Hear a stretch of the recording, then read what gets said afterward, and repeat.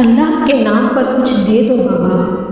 ایک بھکاری روزانہ کی طرح اس روز بھی وہی بھیک مانگ رہا تھا۔ وہ بڑے غور سے اس بوڑھے کو دیکھ رہا تھا جو ابھی ابھی لکڑیاں کاٹ کر فارغ ہوا تھا۔ اس بوڑھے نے بھکاری کو دیکھا جو بالکل تندرست ہونے کے باوجود بھیک مانگ رہا تھا۔ کچھ سوچ کر اس نے بھکاری سے کہا، تم تو بالکل تندرست ہو، محنت کر کے کیوں نہیں کماتے؟ بھکاری نے کہا، مجھے محنت کرنے کی کیا ضرورت ہے؟ اللہ کا وعدہ ہے کہ وہ سب کو روزی دے گا۔ یہ بات بوڑھے کے دل کو لگی۔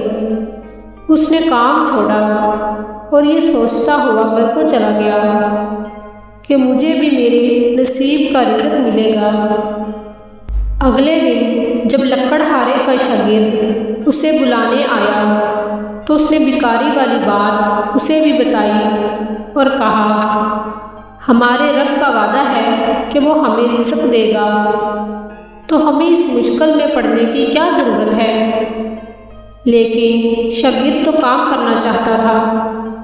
وہ ہر روز کام کرتا اور اس میں سے کچھ پیسے اپنے استاد کو بھی دے دیتا، جسے لے کر استاد کہتا، دیکھا میرے حصے کا رزق مجھ تک پہنچ جاتا ہے۔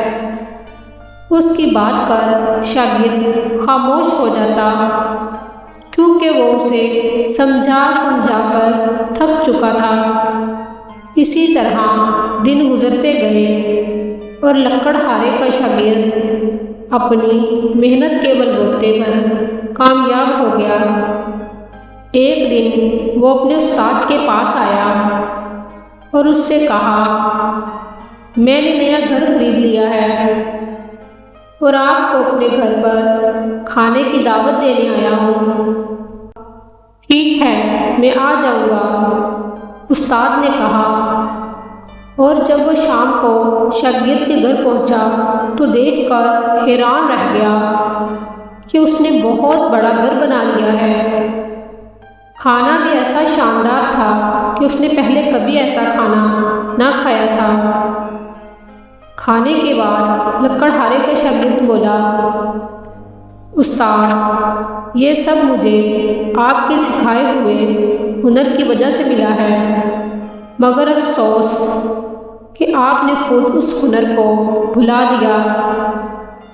یہ سچ ہے کہ ہر ایک کو اس کے نصیب کا رزق ملتا ہے، مگر اللہ محنت کرنے والوں کو پسند کرتا ہے اور انہیں اسی محنت کا اجر دیتا ہے۔ اب لکڑہارے کو احساس ہوا تھا کہ اس سے کیا غلطی ہوئی ہے۔